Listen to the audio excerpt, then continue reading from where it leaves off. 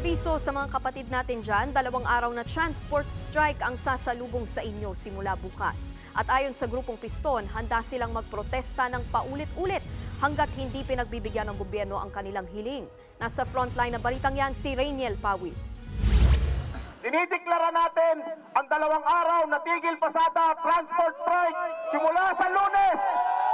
Tuloy-tuloy na ang tigil pasada ng transport groups na Manibela at Piston bukas. Alas 5 pa lang ng umaga, lalarga na ang kanilang protesta. Ayon kay Piston President Modi Floranda, pupunta ang grupo sa harap ng Korte Suprema para sa paghahain ng mga dagdag na dokumento laban sa Jeepney Modernization Program. Titirik yung mga masap area sa mga iba't ibang mga ruta at magkakaroon ng mga sort of program hanggang hapon, hanggang gabi po.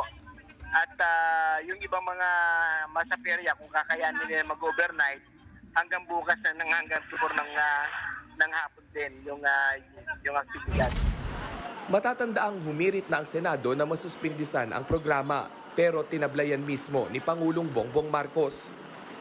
Ayon sa Piston, kabilang sa isinulong ng kanilang tigil pasada ang tuluyang pagbasura sa modernization program, tigilan ang pagpilit sa franchise consolidation at ang pagbabalik ng renewal ng prangkisa at rehistro ng lahat ng PUV na hindi sumali sa kooperatiba. Gusto rin nilang mailipat ang pondo para sa PTMT sa rehabilitasyon ng mga traditional na jeep. Sana'y payagan din daw ang mga sumali sa kooperatiba pero nagbago na ang isip na mag-withdraw. Ayon sa transport groups nationwide, ang ikakasa nilang tigil pasada bukas hanggang Martes, September 23 at 24. Kaya namin dinala dito ang hapagkainan para ipakita na wala ng laman ang aming mga lamesa, ang aming mga kaldero dahil sa panggigipit ng LTFRB, ng DOTR. Base sa datos ng Manibela at Piston, hindi bababa sa 10,000 driver at operator sa Metro Manila ang hindi na nakakabiyahe ngayon.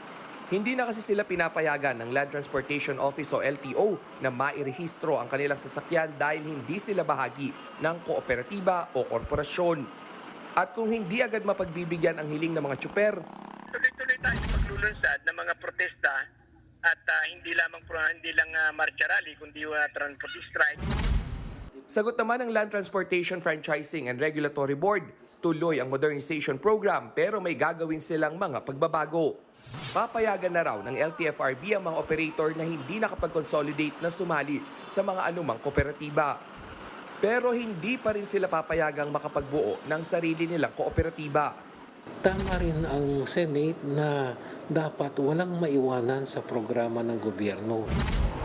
Kampante naman ng LTFRB na may sapat na bilang ng public transportation kaya't hindi gaanong maapektuhan ang mga commuter. Nagbabalita mula sa Frontline, Rainiel Pawid, News 5.